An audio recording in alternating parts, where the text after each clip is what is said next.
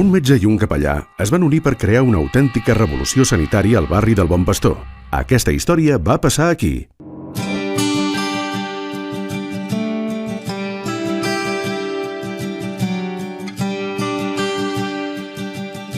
Ens trobem al barri de Bon Pastor, just davant de l'església, on l'any 1940 es crea el primer dispensari assistencial per donar cobertura mèdica a aquest barri.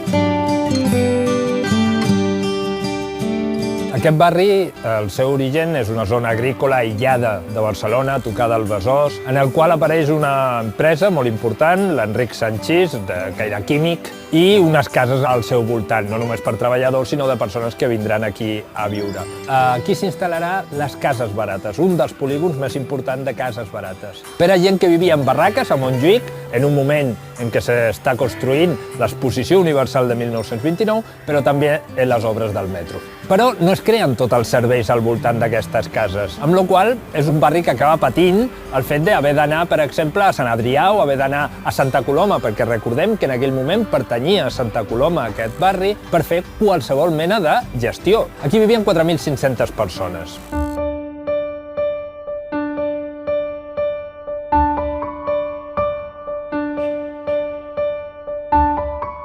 Gener del 39 arriba mossèn Joan Cortines, conegut com a Padre Botella.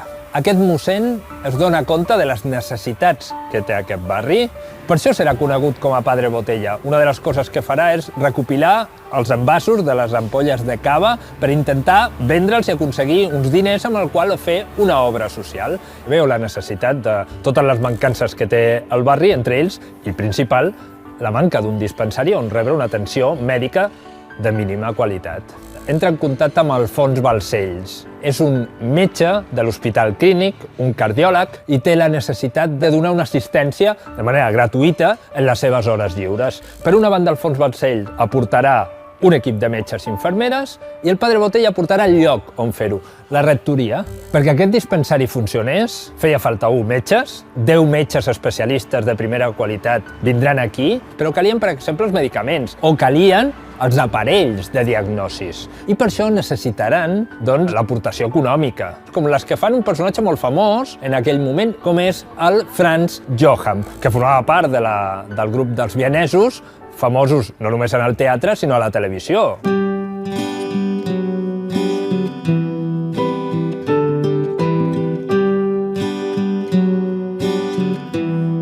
Pràcticament la totalitat del barri acabarà passant per aquest dispensari, un dispensari en el qual s'havia de pagar l'atenció en aquell moment, com a mínim els medicaments. Però també és veritat que propi mossèn Cortines ens diu que si alguna persona no podia pagar, no se li cobrava. O ens diu com, gràcies als contactes d'Alfons Balcells amb l'Hospital Clínic, quan alguna persona tenia una malaltia prou greu que no podia ser atesa directament en el que era el dispensari, entrava directament i d'una manera molt ràpida a l'Hospital Clínic. Per tant, un servei molt efectiu. Tant que aquest dispensari va estar en funcionament durant més de 30 anys, fins que a finals dels 170 és substituït per un CAP.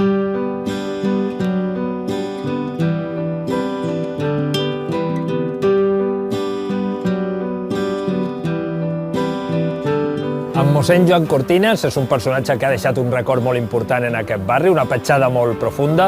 Hi ha un espai que li recorda a una plaça que té el seu nom, hi ha un vitrall que s'acaba d'inaugurar fa relativament poc en honor seu a la parròquia, a l'església.